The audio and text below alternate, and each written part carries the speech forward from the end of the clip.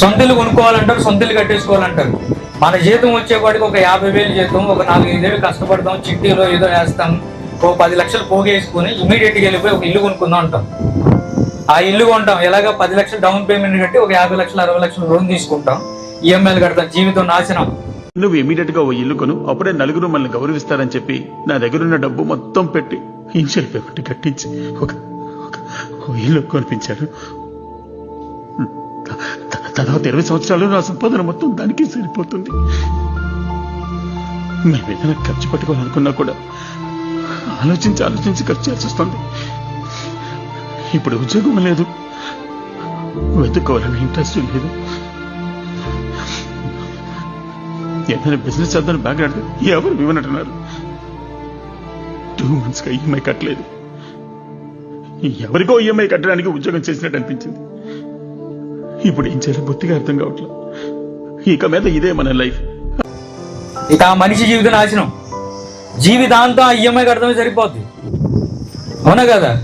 ఉద్యోగం నచ్చినా నచ్చకపోయినా కష్టమైనా అది తిడుతున్నా సరే ఉద్యోగం మానలేము. ఎందుకు మానలేం? ఈఎంఐ డేట్ వచ్చేస్తుంది. మిడిల్ క్లాస్ మైండ్ సెట్ మారాలి. సొంత ఇల్లు అవసరం లేదు సార్. ఎందుకు అమ్మలేదంటే నేనుండే ఇల్లు ₹1,00,00,000 అండి. నేనుండే ఇల్లు ₹1,00,00,000 వాల్యూ చేస్తుంది. నేను ₹1,00,00,000 పెట్టుకుంటే సపోజ్ ₹1,00,00,000 వడ్డీ తీసుకుంటే నెలకి ఎంత? ₹1,00,000 వడ్డీ వస్తుంది. రూపాయికి ఇచ్చేవాడు ఎవడు ఉన్నాడా? నా ఇంటది 20,000. అంటే నేను ఎంత వడ్డీ కడుతున్నా?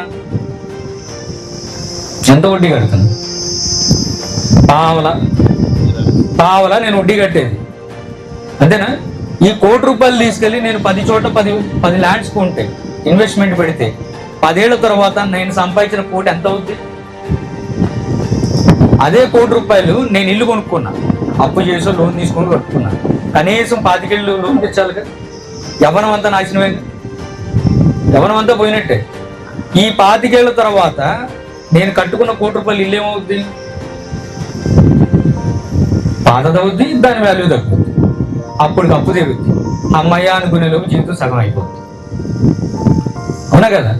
సో అందుకని అంటున్నా, పెట్టుబడి పెట్టండి, రియల్ ఎస్టేట్లో ఇన్వెస్ట్మెంట్స్ చేయండి, చిన్న అన్నా చేయండి. 5 లక్షలకు వస్తే 5 లక్షలు ఉంటే 5 లక్షలు కొనండి, 2 లక్షలు ఉంటే 2 లక్షలు కొనండి. ఎక్కడ మన దగ్గర ఎంత డబ్బులు ఉంటే అంత భూమిని కొనండి. ఖచ్చితంగా చెప్తున్నాను, త్వరలో లక్షాధికారులు కోటీశ్వరులు అవుతారు.